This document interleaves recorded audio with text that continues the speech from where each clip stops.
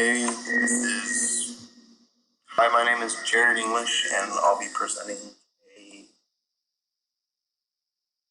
I'll be edition on William Butler Yeats, 1865 to 1931. He's an influential poet of the 20th century. So, with Yeats' early life, Yeats was born June 13th, 1865, in Dublin, Ireland. He was the oldest child of John Butler Yeats and Susan Mary Pollexfen. John trained as a lawyer, but he left law to become an artist soon after William was born. Yeats, William Butler Yeats, spent his early years in London. His father was studying art. We can only assume that Yeats was influenced by his father, who was taking a liking to art and painting and other things, and that would inspire him as a poet or to become a poet. Older, he pursued his own interest in art as a student at the Metropolitan School of Art in Dublin. He would then create his early accomplishments and publish them while attending that school. This would include his poem "The Wanderings of Oisin" and other poems made in 1889, and plays such as The Countess Kathleen, 1892, and Deirdre, 1907. An effect on society. He founded the National Literary Society of Dublin in 1892, brought more, more attention to just literary things in general. He also founded the Rhymers Club Poetry Group with Ernest Rhys in 1890. He brought attention to Irish folklore. There was not as much attention shown to it until he started writing about it. And he made theories about human nature and history with his wife. He also became a senator for 6 years, beginning in 1922. Following year, he received an important accolade for his writing as the recipient of the Nobel Prize in Literature.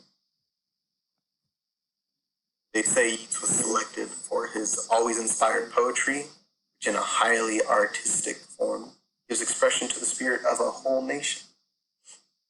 I think that the senator, or just seeing that he became a senator, shows that he became more involved with politics. In his early life, he didn't want to be involved at all, but as he grew older, he had more of a say in what happened. And I think people looked up to him that way. There are 4 writings that I wanted to touch on. It is first The Lake Isle of Innisfree, made in 1892.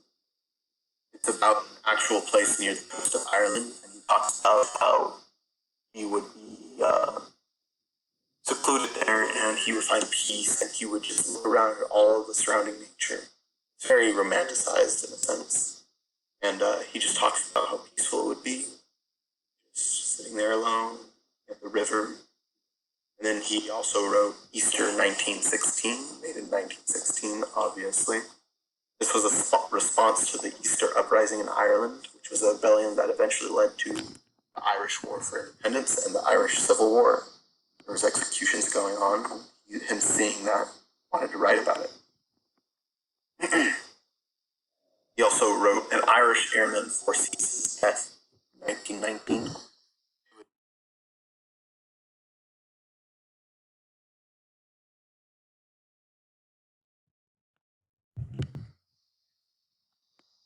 It was told from the perspective of an Irishman flying for the UK during World War I.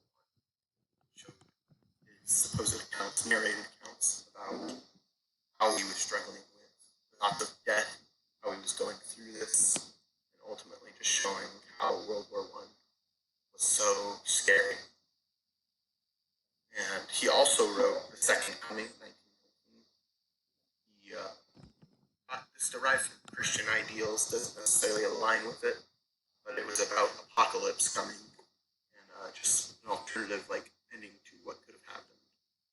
And this was made after World War I, and it was inspired by that, and just showing that this was going to be the end, and we needed to know what was going to happen.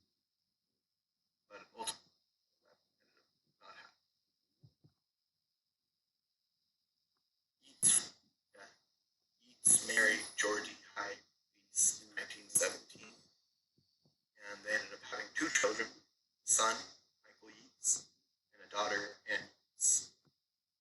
He would then go to live a couple more years, or several more years, and he would die on January 28th, 1939, of congestive heart failure.